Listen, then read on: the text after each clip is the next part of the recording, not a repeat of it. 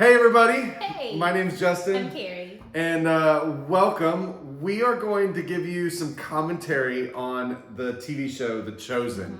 We don't have a fancy name for this, so in the comments below, if you would leave your favorite, what should we name this? So we've done After the Sermon before. Yeah. We've done Good Morning, One Life. We didn't come up with a name. So. We didn't, although I came up with a theme song, but that's for later. So what we're gonna do is, this is really created for the 242 groups at One Life Church. But if you're joining us and you're not a part of a 242 group, or you're not a part of One Life Church, welcome. One Life Church is a church in Concord, North Carolina. Our 242 groups are our environments for discipleship, where we're living out really the principles of Acts 2:42 together as we follow Jesus. So we're going to dive in today into season 1, episode 1. Hopefully you have already watched it and you have some thoughts of your own, some things that have grabbed your attention. We're going to keep our questions very, very simple, and our hope is that you will use these questions as kind of a guide for your 242 groups or the conversations that you're having with your kids, because I've watched this with my kids. Have your kids watched any episodes? So mine are a little younger, but Yes. we watched a few scenes. A few yeah, scenes. And they loved it. My kids are teenagers and they have really, really enjoyed it. We're in season 2 now. So this could be something you could use in conversations with your family, your kids, with your spouse, your friends, or your 242 group. So let's dive in. All right. The first question I want to ask you is, or the first thing that I want us to talk about is, there are some critiques Yes. about The Chosen and about historical accuracy, about not everything is in the Bible, Right. all those things. You're a historical junkie, you're a Bible junkie. So how would you respond to some of that criticism? Sure. And maybe that's you. Maybe you have some questions like, not all of these scenes are in the Bible. Is that okay? Is it okay that we watch this? Is it Yeah. okay that we're learning from this? So how would you respond to that? Absolutely. And, I'm not doing this to like throw my education or whatever, but in case anyone is not familiar, so I hold a bachelor's degree in biblical and theological studies and a master of divinity degree. This has been my life, my whole adulthood, and I am generally very, very, very picky about what Bible shows I watch, because most of the time it drives me crazy and they're not accurate at all. Yeah. So it took me years to watch this show. Justin is the one that actually made me do it. And I watched it with a very critical eye the first time. And I made notes, and I had my Bible with me, and I would research. There's nothing theological that I would say, ooh, that's not great. There are a few like choices that I wouldn't have made, but otherwise, every single thing that I have seen in The Chosen has been plausible. And that's what Dallas Jenkins has said. It's not gonna be word for word, but everything should be plausible. Yeah. And it absolutely is. Yeah, I find it, one, is creative freedom. Yes. So like, if you read the Gospels, which we encourage you to do, and you read the Gospels, there are a lot of things that are in between the lines. Yes. And what the creators of this show have done is creative freedom. You read the stories of Jesus, you read the interactions that Jesus has with the world around him, and then you are creating art. And you're filling in those gaps, those holes that we have. And what I appreciate is, I can't pick up on a theological bent in this show. No. I think I'm on my 3rd time through, and I have yet to, and I'm very critical when it comes to whether it's art or if whatever it is, having this theological bent trying to move me in a certain direction, right? I am very, very critical of that. I'm listening for that. I'm looking for that. And I have not picked up on that. Have you? Not one bit. Not one bit. I haven't picked up on like, this is our theological viewpoint, and we're going to, everything we do in every episode is going to be like yelling that or screaming that. Exactly. Like I've picked up a few things like, oh, they said that because of this denomination. Oh, they said that because of this denomination. But there's not been, like, I've not looked at this and said, okay, I can tell exactly what church each one of them goes to. Not at all. Yeah, I can. Yeah. I feel like there is a lot of, they give a lot of nuance. Like, there's a lot of different ways that we can understand what Jesus is doing and how Jesus is interacting with the world around him. Absolutely. Now, one of the things we can say is that a lot of these stories, I mean, the meat of these stories can be found in the Gospels. Absolutely. And I've preached this before. Out of the 1,000+ days Jesus was on earth, or ministering on earth, we have 50 recorded. Yeah. They're going to have to fill in the gaps. Yes, yeah. And expand on some of these stories, and it's fine. Yes, it is. Yeah. That's my opinion. I think it's fine. You may be a little bit more critical of that, and that's okay. Mm-hmm. That's okay. I would say just lean in, and like you're watching any other TV show, right, or any other movie, you can learn something from this, and it can move you to see Jesus in a very beautiful way. Yeah. Right? So let's talk about today's episode. There are really three things going on. Yeah. If I'm not wrong. So you've got four things. 4 things going on. Okay, so you've got the introduction of Peter or Simon. Simon and Andrew and their troubles. Yep. And then you've got kind of the fishermen that they are, the bad boys that they are. Yeah. You've got the introduction of Nicodemus. Yes. And he is a Pharisee of Pharisees, he is a teacher of the law. You've got the introduction of Mary Magdalene, and then what's the fourth one? Matthew. And Matthew, yes, and Matthew, which he is such an interesting character to me. I love him. Do you really? So much. Yeah. Yes. Especially as the show goes on, yes, I just wanted to keep him in my pocket. He's just so cute. I love him. I would agree. In the first few episodes, I get a little annoyed with him a little bit. Yeah. But I appreciate that they're creating this character that pays so much attention to detail. Absolutely. Because that's what Matthew does. I mean, he opens up his gospel with a genealogy. Oh yeah. So he is a detail-oriented guy. Exactly, and he'll write something. He's like, and that's because this was in the Old Testament here, and it's that checks out. Matthew's personality totally checks out. Yeah. So we have 4 things going on. And all 4 of these characters, all 4 of these main pieces of this first episode are in the Bible. Absolutely. They're in the Bible. They're in the Gospels. So here's my question, and this is how we want to invite you to do this in your 242 groups, is to ask the question of the group: what is it that grabbed your attention? What scene stood out to you? Just there's scenes in this show that have a way of grabbing a hold of you, and you may have an emotional response, you may have a curious response, you may have I want to go read that. Yeah. And so there's usually a scene that grabs a hold of you. So for you, what is that scene? Do you want to know? Because it's the last scene of the episode. I do. I want to know. Yeah. What's the scene that grabbed your attention? It is at the very end when Jesus says Mary, and she drops the cup. I cry every time. I think I've seen it. I told him I've seen it 5 times. I cry every single time. Yeah. And I just want to talk about Mary a little bit. She's my favorite. I have such an affinity and a soul kinship to this character in the Bible. And it hurts my heart when she's presented as a prostitute, because she wasn't. She was possessed by 7 demons. Luke 8:2 tells us that. And the way the Chosen presented that was very accurate. It was a mental illness, and it caused her to make poor choices, and it caused her to be alone and hurt.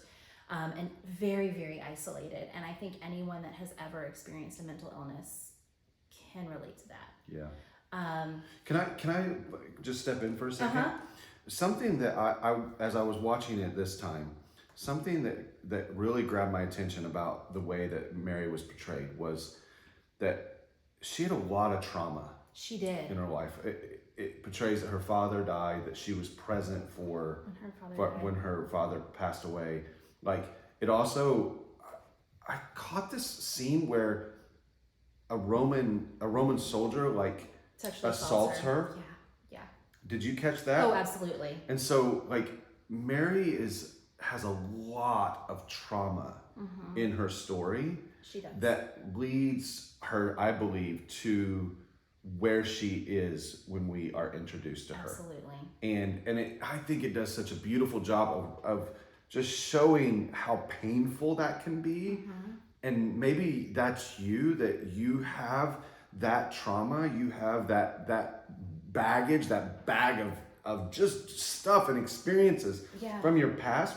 I think we all do, but it feels like Mary, the way they presented it was that she had several experiences throughout her life that have caused her severe pain.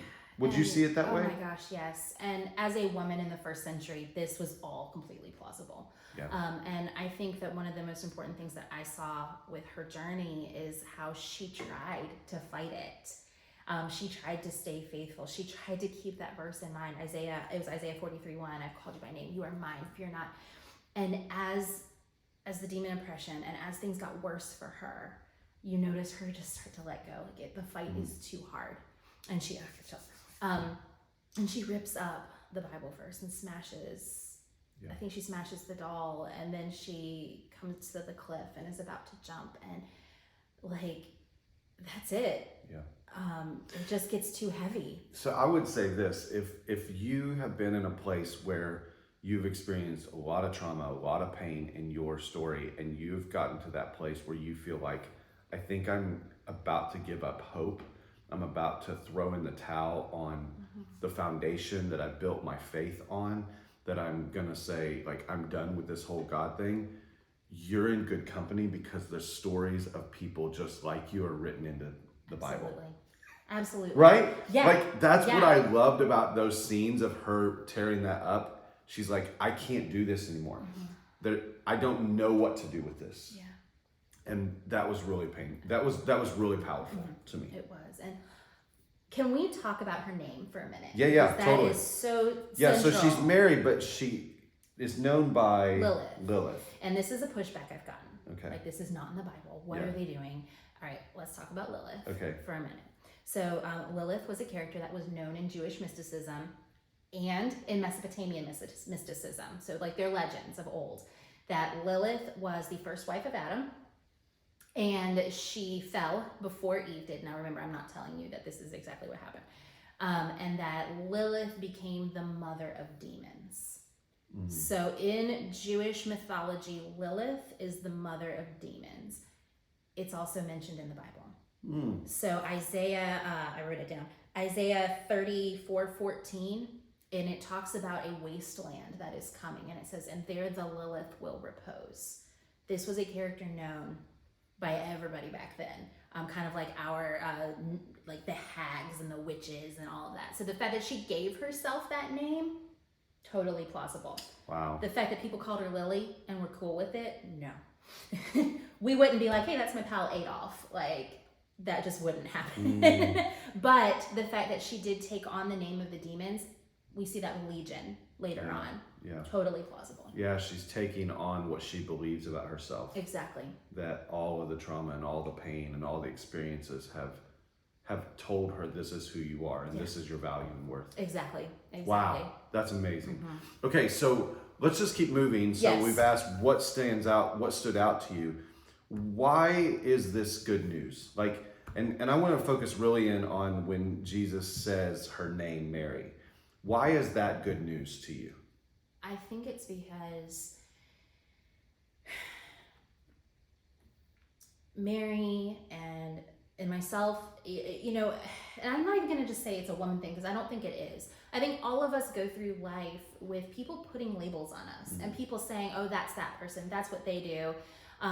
You get, oh, I heard this about you. And you start to believe those things. You start to believe, well, I'm useless. I'm never going to be good enough. But Jesus is the one who created us, and Jesus is the one who knows our true name, and we belong to him. Yeah. Yeah, those things begin to identify us. We begin to identify with them. They become our identity. And what I love is that Jesus calls her by name, and there's something powerful in being reminded that this is who you were created to be. Exactly. You are not identified by those things of your past, the broken places, the painful places. Like, they can shape us, but they are not your identity. And so I mean, we see Jesus do this with Martha. I mean, we see this Can't in the wait Old, for that to be on the we see this all throughout the Old Testament, where God speaks by name. We can do this for one another. Absolutely. When we call each other by name, not like, hey, chief, or, right, right. hey, boss. Exactly. But like remembering someone's name and calling them by name does something. It does. Doesn't it? It does. Yeah. Okay, so here's my next question. So the good news is that Jesus calls you by name, and he created you, and he knows you and doesn't identify you by all the junk of the past, but by how he's made you and who he made you to be. Why is it so difficult for you to believe that good news? I think sometimes it's so difficult to believe it because the other voices are so much louder. We have to seek out Jesus's voice. We don't have to seek out the other ones. They just come at us. Wow, and they do a great job artistically of this because everything in Mary's life is so loud. Yeah. Jesus's voice was almost a whisper, which fits, doesn't it? It does, as she's running away, Mary. And she hears it, like, yes. and it stops her in her tracks, you know. And then I love the way that he embraces her. Oh my gosh, it just, I'm getting cold chills. It's so good, so good, so good, so good. Yeah. So, okay, my last question for you is: so we've asked, what stands out? What is the good news? Why is it hard to believe that good news? And then what's the action like for you in your life right now and where you find yourself?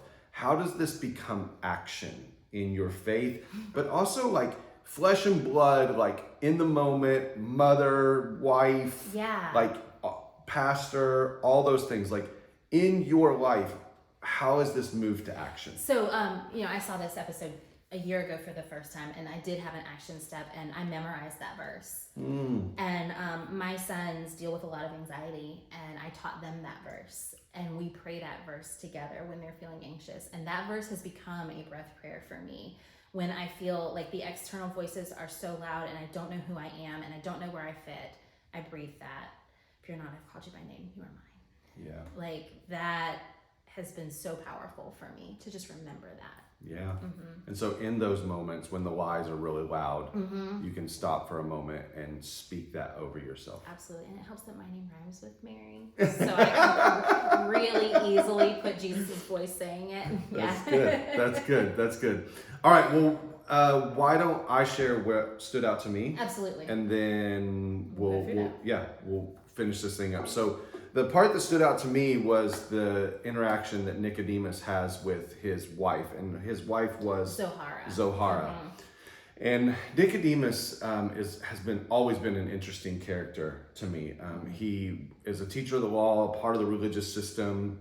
I mean, he's a Pharisee of the Pharisees. I mean, but we see him 3 times interact with the person of Jesus in the gospel stories.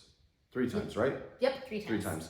And he's curious. Yes. But it's going to cost him a lot to be curious.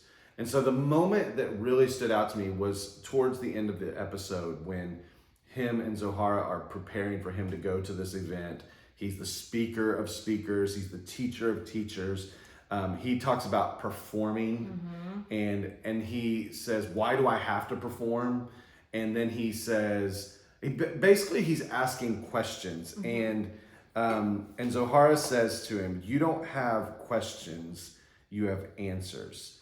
And she tells him, this is the most ridiculous thing I've ever heard. And he says, if a man is free to question in his heart, and she interrupts him and says, then leave it in your heart. And I think that for a lot of us, I think for me, like I grew up as the kid that asked questions. Especially like once I got to college, man, it was on. Like it was on like Donkey Kong. Like I was asking all the questions. Today we call it deconstruction. Like there was nothing off the table for me that I was going to just open up and look at. And so, but I remember this feeling from the church system that would tell me that's too far. Yeah. You can't ask that question. And I just connect so much with Nicodemus, and I connect with that moment right there. Like, do we have safe places where we can ask the questions? Yeah. Yeah. Absolutely. So what is the good news? What is the good news? Well, the good news is that being someone in ministry, being a pastor, being somebody that leads the religious system, like oftentimes I do feel like I have to have all the answers and not the questions. Yeah. And what I have really loved about my 242 group, and if you're in my 242 group and you're watching this, I'm so grateful for you.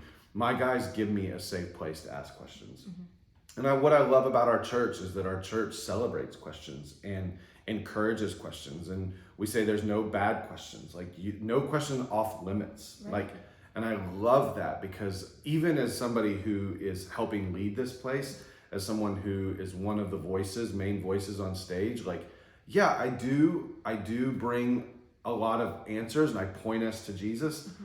but most of that comes from a place of exploring and asking really big questions. Mm-hmm. And my hope is that I'm giving people the place and the environment and permission to ask those questions as well. So the good news is that I exist in a place that it's okay to ask those questions. Absolutely. And my hope, well, we'll get to that here in a second. What's your bad news? The bad news is that it's not going to be okay. You know, like, I